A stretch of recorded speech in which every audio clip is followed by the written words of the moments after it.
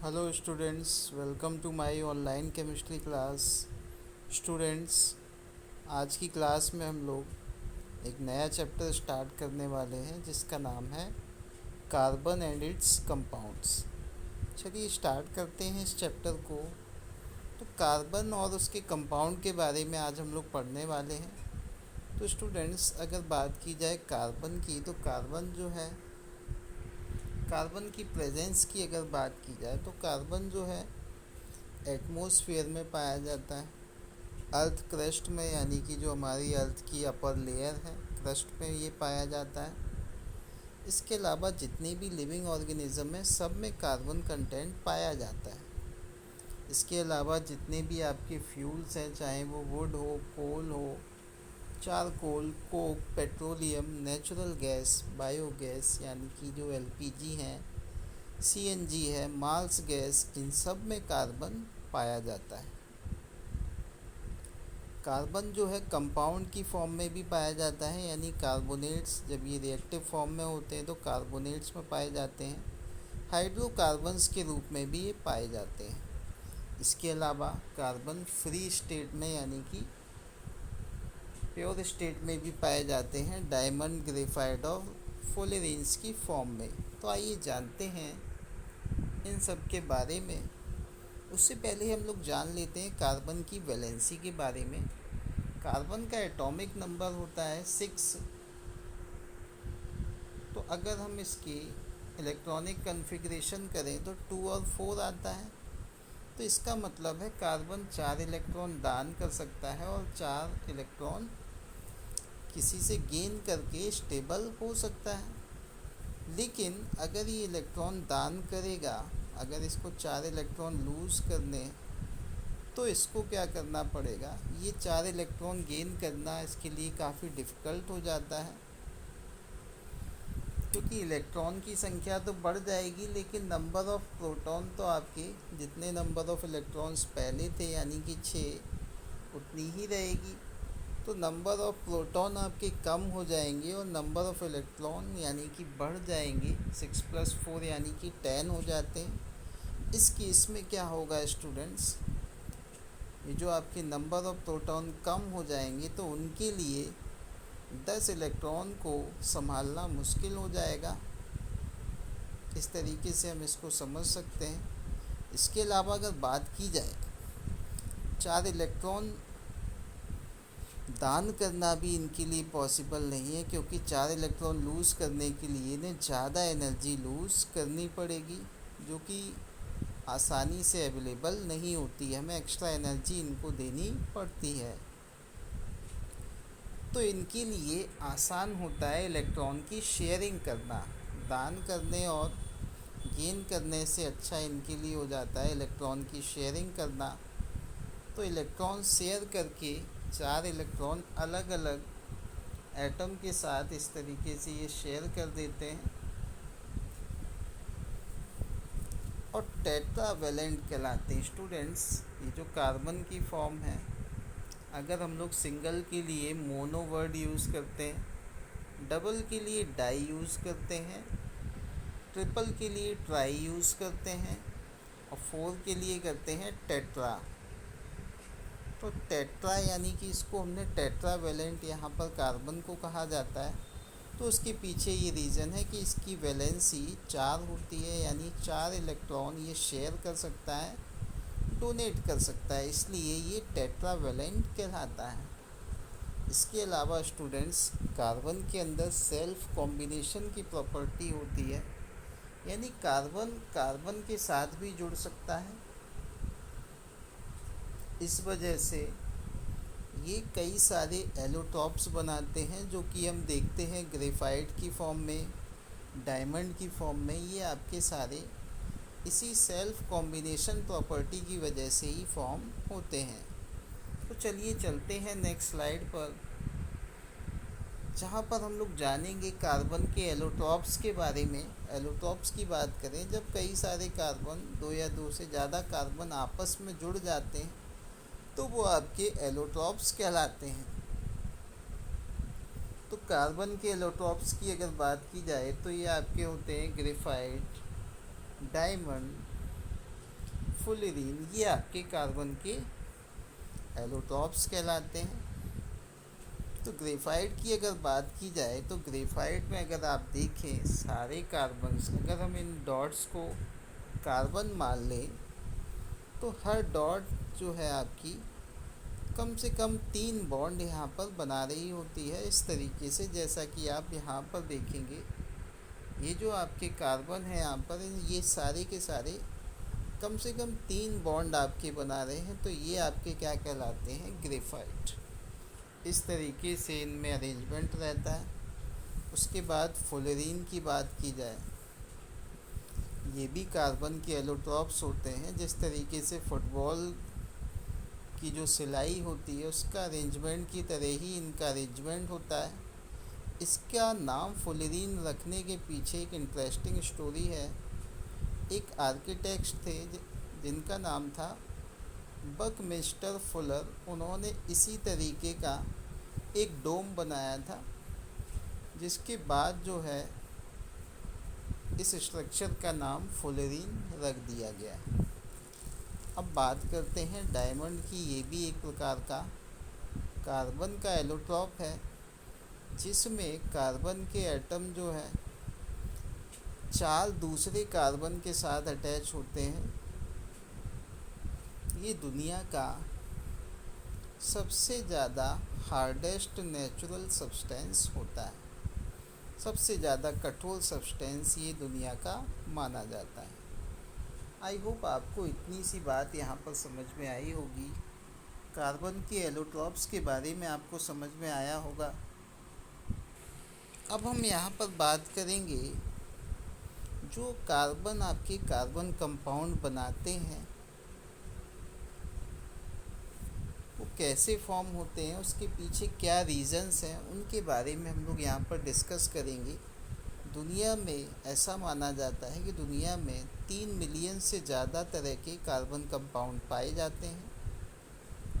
ऐसा इसलिए है क्योंकि कार्बन के अंदर क्या होता है, कार्बन कई सारे बॉन्ड बना सकते हैं, दूसरे कार्बन के साथ भी बॉन्ड बना सकते हैं, लंबी चेन स्ट्रक्चर बना सकते हैं, क्लोज रिंग फॉर्म में बना सकते हैं। ये जो प्रॉपर्टी होती है अपने साथ जुड़कर एक लंबी सी ब्रांच बना लेना, चेन्स बना लेना, यही प्रॉपर्टी कहलाती है कैटेनेशन। तो स्टूडेंट्स, आपको पता चला होगा कि कार्बन कंपाउंड इतने सारे क्यों होते हैं। तो उसके पीछे कारण यही है कि कार्बन के जो प्रॉपर्टी है ये कई सारे बॉन्ड बना सकते हैं, आपस में एक दूसरे के साथ जुड़कर एक लंबी सी चेन बना सकते हैं। जैसा कि आप यहाँ नीचे यहाँ पर ये चेन्स देख रहे हैं, ब्रांच स्ट्रक्चर बना सकते हैं और इस तरीके से क्लोज रिंग भी बना सकते हैं। इस प्रॉपर्टी को बोला जाता है कैटेनेशन।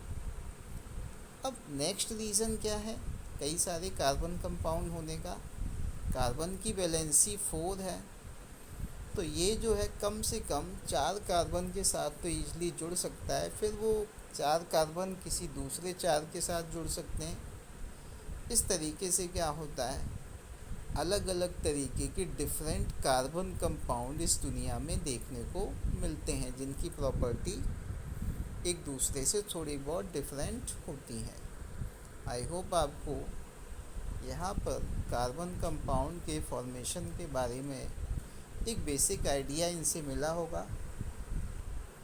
अब हम आगे बात करेंगे हाइड्रोकार्बन्स के बारे में, यानी हाइड्रोजन और कार्बन से मिलकर बनने वाले कंपाउंड आपके हाइड्रोकार्बन्स कहलाते हैं। तो हाइड्रोकार्बन्स स्टूडेंट्स ये आपके कैसे होते हैं, जो आपके कार्बन और हाइड्रोजन से मिलकर बनते हैं। हाइड्रोकार्बन्स की बात करें तो ये आपके, इसमें हम सबसे पहले बात करते हैं सैचुरेटेड हाइड्रोकार्बन्स की। ये आपके 2 टाइप के होते हैं। पहला है आपका सैचुरेटेड हाइड्रोकार्बन्स। ये वो हाइड्रोकार्बन्स होते हैं जिनमें जो आपके कार्बन अटैच होते हैं हाइड्रोजन के साथ, वो सारे के सारे बॉन्ड आपके सिंगल बॉन्ड होते हैं। जैसा कि आप यहाँ पर देख सकते हैं, ये आपका मीथेन है, तो इसका स्ट्रक्चर अगर आप देखेंगे तो कार्बन जो हाइड्रोजन जुड़े हुए हैं वो सारे के सारे सिंगल बॉन्ड हैं। ये जो मीथेन का स्ट्रक्चर आप देख रहे हैं C2H6, ये भी आपके सारे सिंगल बॉन्ड के द्वारा यहाँ पर जुड़े हुए हैं। तो आप समझ गए होंगे कि जो सैचुरेटेड हाइड्रोकार्बन्स हैं ये वो हाइड्रोकार्बन्स होते हैं जिनमें कार्बन के बीच में सिंगल बॉन्ड लगा रहता है। अब हम बात करते हैं अनसैचुरेटेड हाइड्रोकार्बन्स की।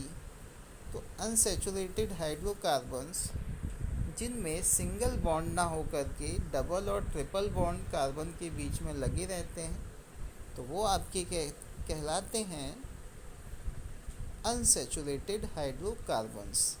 अब अनसैचुरेटेड हाइड्रोकार्बन्स भी आपके दो तरीके के हो सकते हैं।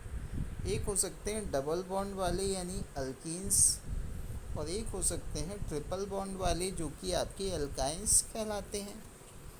तो एल्कीन्स आप यहाँ पर देख सकते हैं C2H4 यानी इथीन का एग्जाम्पल, जिसमें कार्बन के बीच में यहाँ पर डबल बॉन्ड देखने को मिलता है। आई होप आपको यहाँ पर ये चीज़ समझ में आई होगी। अब हम चलते हैं एल्काइंस पर, जहाँ पर आप देखेंगे ये जो कार्बन है आपके, ये ट्रिपल बॉन्ड के द्वारा एक दूसरे से जुड़े हुए हैं, जिसमें आपका एग्जाम्पल है ये इथाइन का, वैसे ही प्रोपाइन का एग्जाम्पल है यहाँ पर। तो ईज़िली आप यहाँ पर सैचुरेटेड और अनसैचुरेटेड हाइड्रोकार्बन्स के बारे में आप समझ चुके होंगे। अब हम आगे बात करते हैं एरोमेटिक हाइड्रोकार्बन्स की। ये आपके तीसरे टाइप के हाइड्रोकार्बन्स हैं। एरोमेटिक हाइड्रोकार्बन्स ये क्या होते हैं, जब क्लोज रिंग स्ट्रक्चर में आपके हाइड्रोजन इस तरीके से जुड़े हों, यानी कि बेंजीन, खासकर के ये जो रिंग होती है ये बेंजीन रिंग कहलाती है। बेंजीन के साथ जब आपके हाइड्रोजन जुड़े होते हैं तो ये आपके कहलाते हैं एरोमेटिक हाइड्रोकार्बन्स। अब हम नेक्स्ट स्लाइड में बात करेंगे आइसोमर्स की। आइसोमर क्या होते हैं, तो जानते हैं आइसोमेरिज्म क्या होता है। तो वो कार्बन कंपाउंड जिनका मॉलिक्यूलर फार्मूला सेम रहता है लेकिन उनका स्ट्रक्चर डिफरेंट होता है, तो वो आपके ये जो प्रॉपर्टी होती है ये आपकी आइसोमेरिज्म कहलाती है। इस तरीके के कंपाउंड कहलाते हैं आइसोमर्स। अब अगर आइसोमर्स का एग्जांपल देखें, जैसे यहाँ पर आपका ब्यूटेन का एग्जांपल हम लेते हैं, तो ब्यूटेन का एक नॉर्मल स्ट्रक्चर है आपका, जिसमें C4H10 अगर आप इनको काउंट करेंगे तो 4 C हैं और हाइड्रोजन है यहाँ पर 10। तो इनका मॉलिक्यूलर फार्मूला है C4H10। वहीं अगर आप इस स्ट्रक्चर को भी देखें तो ये भी आपका C4H10 कहलाएगा, लेकिन यहाँ पर अगर आप देखें इस स्ट्रक्चर को, और ये जो आपका आइसोब्यूटेन का नया स्ट्रक्चर बना है, मॉलिक्यूलर फार्मूला तो यहाँ भी C4H10 ही रहेगा, लेकिन आप देखेंगे स्ट्रक्चर में काफ़ी डिफरेंस यहाँ पर देखने को मिलता है। इसके बाद स्टूडेंट आता है नेक्स्ट आपका पेंटेन का। हम एग्जांपल ले सकते हैं C5H12, जिसमें 3 आइसोमर्स होते हैं। ये आपके नॉर्मल हो सकते हैं, नॉर्मल पेंटेन, आइसोपेंटेन और नियोपेंटेन। नॉर्मल पेंटेन की बात करें तो ये आपका इसका फॉर्मूला है C5H12। आइसोपेंटेन, इसका भी आपका मॉलिक्यूलर फार्मूला अगर आप काउंट करेंगे कार्बन्स और हाइड्रोजन, तो यहाँ पर भी C5 और H12 भी निकलेंगे। वहीं इसका दूसरा जो आइसोमर है वो आपका नियोपेंटेन कहलाता है। तो ये सब आइसो और नियो जब हम IUPAC नेमिंग को यहाँ पर नेक्स्ट पढ़ेंगे तब हम इसको अच्छे से समझेंगे। अभी आप फ़िलहाल इनका स्ट्रक्चर से ही समझ लें कि इनका जो स्ट्रक्चर डिफरेंट होता है लेकिन मॉलिक्यूलर फार्मूला सेम होता है, वो आपके आइसोमर्स कहलाते हैं। आई होप आपको ये टॉपिक आसानी से समझ में आया होगा।